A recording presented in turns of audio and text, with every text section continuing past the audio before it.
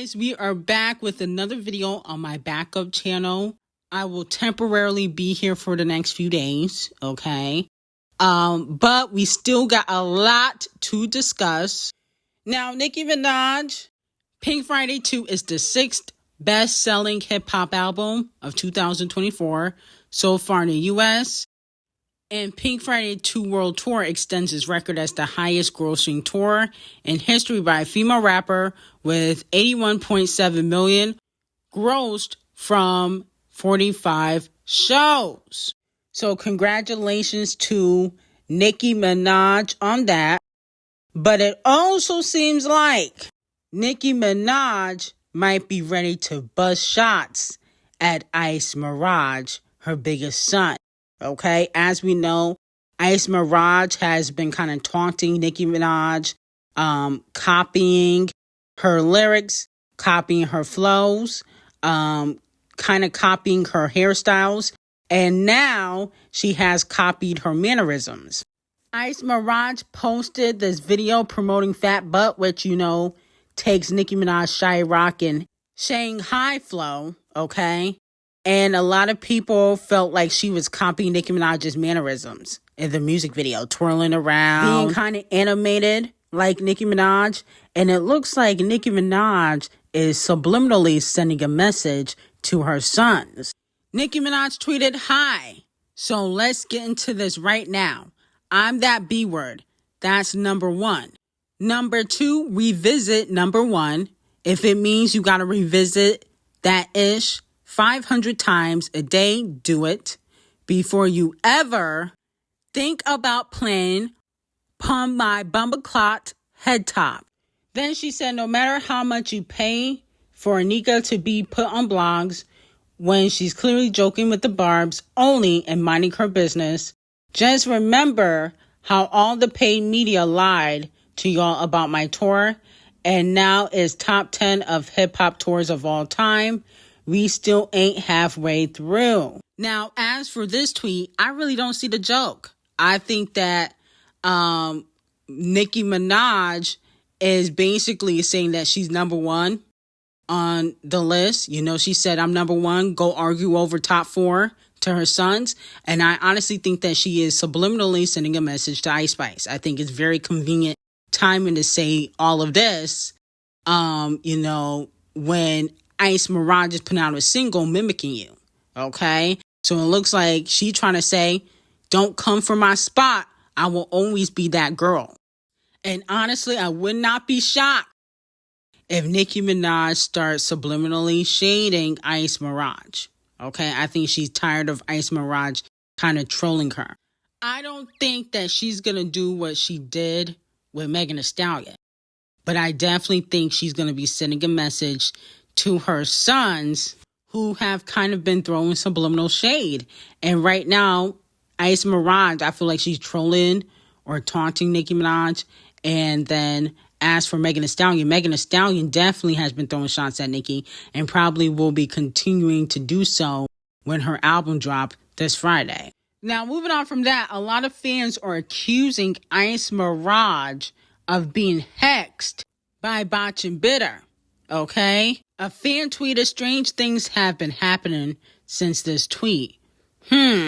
Okay? And this is when Ice Spice got punked by Botch and Bitter and was forced by Botch and Bitter to post their picture at the Oscar after party, I believe. And, you know, Botch and Bitter basically made Ice Spice look like a fan. I don't think Botch and Bitter hexed Ice Spice. If anything, it probably was Baby Stormy. But anyway, I think Ice Spice did to her own career. You allowed Botch and Bitter to punk you, and then you got exposed for talking trash about Nicki Minaj. Okay? And unfortunately, you're just not talented enough to be beefing with Nicki. Okay? None of the girls really are. But you can't even go back and forth or diss Nicki like Megan Thee Stallion could. Okay? Like, Megan, she's not as talented as Nicki Minaj, but she is not scared to diss Nicki Minaj. I don't even think Ice Spice can diss Nicki in a song. She's just not clever enough. That's why she has to attach herself to the barbs and try to pretend like she loves Nicki when she really don't. Moving on to Doja Cat. Doja Cat shuts down Paris Fashion Week wearing Schiaparelli. And on top of that, to me, this is one of her best looks of 2024. This was better than Lizzo's t-shirt she was wearing, at the Met. Okay, so, Doja Cat is stepping into her fashion bag. And I honestly believe that Doja Cat in the future, she can become a fashion icon if she puts a little bit more effort into the styling, okay? Not just always go for shock value, but put a little bit more effort into what looks good. And she could be a fashion icon, just like Zendaya, just like Rihanna, in my opinion. Now, Botch and Bitter recently at the Hollywood Unlocked Impact Awards has teased that she got a few more female collaborations coming, but they are a surprise. Take a listen. Cardi, so you love the girls, and I love how much of a girls girl you are. So, like, of all the girls, who's like your next collaboration you're kind of eyeing? Like, who'd you love to just be like, girl, we gonna hop on this record together? I cannot tell you that specifically because then I'm gonna give all the goodies away. But I am in talk with a couple of girls though. I'm in talk with a couple of girls, and it's so annoying when like I be having like these talks with the girls because it's like we be so ready. Like it's like yeah, I will collab with her, and then when it's time to collab, we like start. Both from each camp, we start like, oh my God, which one is the song? What? Bonchinchera stars, yeah. No, not the Bonchinchera stars. It's more like it's like, damn, like we want like the best song. Like we don't just want to get on any song. So we just start like breaking the sweat. Like, oh my gosh. I gotta say hi to you. Hi. You're amazing. Yeah. They asked me who I was excited to see, so. Oh well, thank you. Yeah. For real. So thank more blessings to you. How does that feel? Look at that. I know, that's amazing. Okay, so look at Romeo being a groupie. That's why his career on floppy on and down. But with that being said, a lot of fans feel like she is talking about Doja possibly doing a Lil' Kim collaboration. She also could be talking about doing another song with Gorilla Glue because Gorilla Glue is hot right now. Let me know how y'all feel about it. I feel like when it comes to Botch and Bitter female collaborations, especially in female rap, they don't hit the same. Like you did a song with Shakira and nobody cared. Bozo's flopped. The Wannabe remix flopped. I don't really think that she's going to shock the fans with a female rap collaboration. I don't think the fans really care. Unless it's Nicki Minaj, possibly Doja Cat. I think Doja Cat would do well. I think a Doja and Cardi B collaboration will do well. Lil' Kim's gonna flop. But I don't think the people really care like that. Not only that, Botch and Bitter talked about giving fans clues and tricks for her rollout for her next album. And recently she was spotted dressed up as Princess Diana, and fans are speculating that this could be a clue for the theme of the album. I hope she's not comparing herself to the queen, Princess Diana. Okay, Princess Diana had class. Princess Diana is an icon to the culture. Princess Diana is not a former stripper turned Instagram influencer. Okay, there's no comparison. Fans are trying to say, oh, the media defamed Princess Diana and Botch and Bitter could relate to that. You don't get defamed by the media. You get held accountable, and you should. Princess Diana wasn't wishing death on people and disrespecting black women. You cannot even compare to Princess Diana. So I don't see why she would be dressing up like her. I think she wants to be Rihanna, and you never will be when it comes to fashion. And then on top of that, you looked a mess. The hair was trash. I didn't like the haircut. It doesn't look good on Botch and Bitter because her face is so long. Then she got the camel toe out with the Squidward thighs. I mean, you got the same thighs as Squidward with the camel toe and talking about you Princess Diana. Absolutely not. No shade, this is not her best look. But fans are speculating that she could possibly be having a school theme when it comes to her album.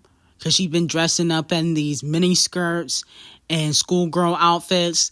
And then on top of that, she got the Harvard sweatshirt, just like Princess Diana. So a lot of fans are speculating that this could be a school theme project. Did Botch and Bitter, like, even graduate high school? Like, did she even get her GED? I mean, I don't know if the school theme would be meant for Botch and Bitter. Now, moving on to Megan Thee Stallion. It has been reported that her international tour tickets have decreased to $3 to $14 internationally, and her show in Ziggo Dome on July 10th has been canceled. Now, let me know how y'all feel about that. I definitely don't believe Megan Thee Stallion will be selling tour tickets for $3. She wouldn't recoup anything from that. You know, she wouldn't recoup anything from a $3 ticket. But as for, you know, her canceling some shows or whatnot, or the Ziggo Dome show, you know, Megan Thee Stallion might not be as big internationally as she is in the U.S., okay? But she's getting there. You know, I think if she do more international festivals, she can get there, but I don't think she's as big internationally as she is in the U.S., okay? And then on top of that, maybe, you know, she canceled the show to take a break from touring, you know, because she's been touring a lot now. You know, what is this, her 20th show or 15th show? You know, she has been touring a lot throughout the U.S., so maybe she is going to, you know, cancel some of the international shows so she can take a break, okay? Because she put out an album, you know, she's on tour, you know, she's doing movies, she's doing commercials, so she might be busy, and that's why she's canceling the shows. Now, moving on to Queen Bee. It has been reported the top 6 favorites to win Record of the Year at the 2025 Scammys, according to Gold Derby. Queen Bee comes in for the top spot with Texas Boredom, Sabrina Carpenter Espresso, Aria We Can't Be Friends, and no, I don't think it deserves to be Record of the Year. That's a chop. Sorry. The Chart Obsessed Racist and Post Malone Fortnite, no, not Record of the Year. Sorry, that's a chop. Billie Eilish Lunch, no, chop. I like that song, but not Record of the Year. Benson Boone, Beautiful Things, maybe. I actually, you know what? I hear that song all the time on the radio. It did top the charts. I do feel like it should be a contender. But the rest of them, no. Okay? Rest of them just got payola or a major push, don't deserve Record of the Year. I only see 3 songs that should be eligible. To be quite honest, if we keeping it real, if we keeping it 100, Not Like Us should be on here, but it's not pop. For Record of the Year, Not Like Us should definitely get a nomination. Now, speaking of Kung Fu Kenny, the CEO, Harvey Mason Jr. from the Recording Academy says Kung Fu Kenny's Champagne Thickums diss track, Not Like Us, is eligible for a Grammy win. He said, I don't see any reason why it couldn't be. Oh my goodness. Imagine if Kung Fu Kenny wins a Grammy for Not Like Us, which would be well deserved. Champagne Thickums and his botch BBL is going to be fuming. And he already boycotts the Scammys, so you know he's going to be pissed. I can also see, no shade, I can see Piss getting a nomination. Okay, which was a diss to Champagne Thickums, Tory, Nicki Minaj. I can see them giving Piss a nomination because, you know, that song went number 1. So we'll see. It's going to be a very interesting Grammy year next year in 2025. Now, moving on to Normani. Dopamine debuts at number 91 on this week's Payola Board 200 album chart with 12K sold. You know, I'm not really shocked. Like I said before, Normani should have put out music videos. You know, she didn't have the proper backing or promotion. And also, she didn't put out a lot of music, you know, for the last, 7 to 8 years since No Shade Motivation came out. So you can't really be shocked by the numbers. Now, a disgruntled fan is saying that chart data and Payola Board filter out 80% of Normani's album sales.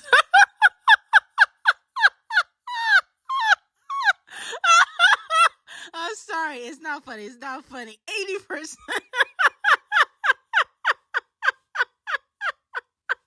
I'm sorry. I just can't believe that Normani's community, because it definitely ain't no damn nation, is running with this narrative. I'm thinking 80% of what sales? She didn't sell nothing. What is he talking about? But honestly, y'all should have supported Normani. You know, all seriousness, y'all did Normani wrong. She should have done way more than 12,000 first week. I listened to the album. I supported the album. Why didn't you? Y'all is fake. Y'all gave Normani all these Twitter likes when she dropped her announcement for the album, but y'all did not support it. Y'all fake and phony. Now, Jeezy hopped on JT's OK remix. It was previewed on an Atlanta radio show. And to be quite honest, he didn't sound too bad on the song. Now, I don't know if this is the official remix, right? I don't know if it's the official remix, but if it's not, it should be, okay? Jeezy has a decent following, especially when it comes to men, and he could make a new audience listen to JT. A lot of men, straight men, and I'm not talking about gay men, but I'm talking about straight men, may not listen to JT like that, okay? So this definitely could give her an opportunity to gain a new audience. So I definitely think that this should be an official remix, and she might want to redo a music video. I know she did one already for OK, but redo it and put it out there with Jeezy in it. This is chess, not checkers. Now, moving back on to Megan Thee Stallion, she teased that she got a few surprises up her sleeve. All the songs on the album is called something else, or they used to be called something else. What, you can change some shit up? We had to change the name so it could fit the storyline. Got so you. it could fit the theme. Got you. Yeah. And what else? There is a feature that is not on the track list that is on the album. Really? Mm-hmm. And I don't know about this one. I say there was a feature that I had on there, but they asked me to wait to drop the song. I think I know about that one. Yeah. Uh-huh. They asked me to hold it. Okay. And I said, okay. Excited about that one. I'm excited about that one. Mm-hmm. Because it's going to come out in another part. Right. Y'all ready for this? I don't want to drop no videos on the first week or two of the album, because I want y'all to listen to the music. Like, I want y'all to hear what I'm saying. I want y'all to get into it. And then I'll naturally want to see what y'all like. I didn't hear that one. Oh, hold on. End this live. My little friend start calling me. All right, bye, y'all. Okay, so she said that she has changed some of the song titles. She got a secret collaboration on the album, That's a Man. A lot of fans are hoping that it's Kung Fu Kenny. Okay, that's what a lot of fans are hoping for, because he is the king of rap. So having the king of rap co-sign Megan Thee Stallion, you know, might take her to another level. I don't think it's going to be Champagne Thickums. Okay, but it also could be possibly J. Cole. Okay, you know, she already collaborated with Future. That wouldn't really be a gag.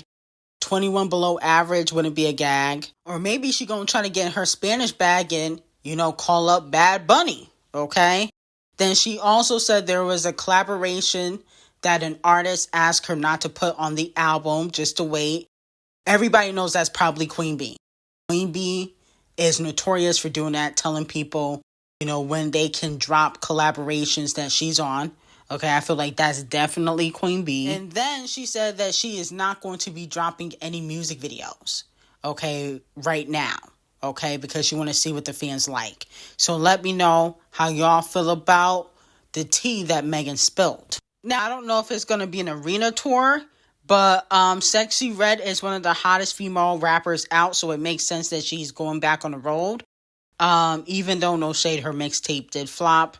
Let me know if you guys are here for Sexyy Red and if you guys are going to go see her on tour.